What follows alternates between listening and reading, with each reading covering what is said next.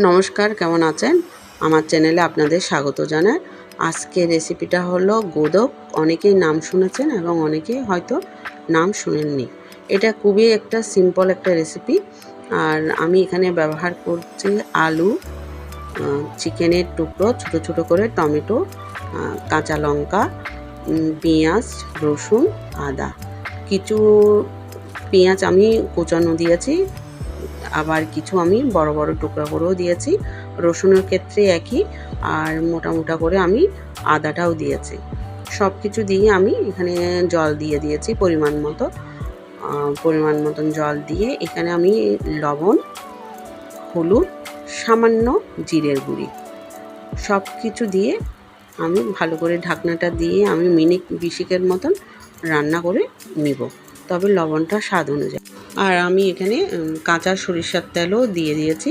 সব কিছু দিয়ে ভালো করে ঢাকনাটা দিয়ে দিব। আর চুলার আঁচটা কিন্তু আমি একদম হাই করে দিব মিনিট 5 মতন, তারপর মিডিয়াম করে দিব।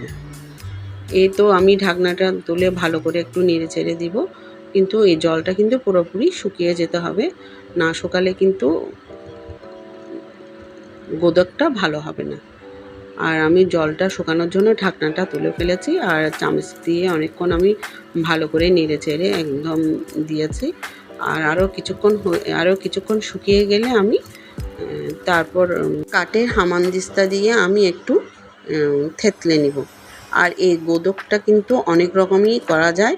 আমি তো এখানে আলু আর চিকেন দিয়ে করেছি, অনেকেই কিন্তু বরবটি আর চিকেন দিয়েও করে, মাছ দিয়েও কিন্তু করতে পারে। এটা কিন্তু গোদকটা খেতে খুবই ভালো লাগে। অনেকে কিন্তু আবার একেবারেই তেল ব্যবহার করে না, তবে আমি সরিষার তেলটা ব্যবহার করেছি। এই তো হয়ে আসলো গোদকটা, আর আমি উপরে কিছু ধনিয়া পাতা দিয়ে দিব, আর সামান্য সরিষার তেলও দিয়ে দিব।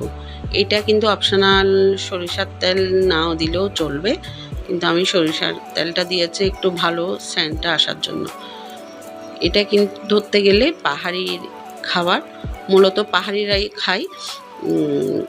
খুবই স্বাস্থ্যকর একটা খাবার আসলে, যাতে তেল মশলা খুব কম ব্যবহার করে, শরীরের জন্য ভালো।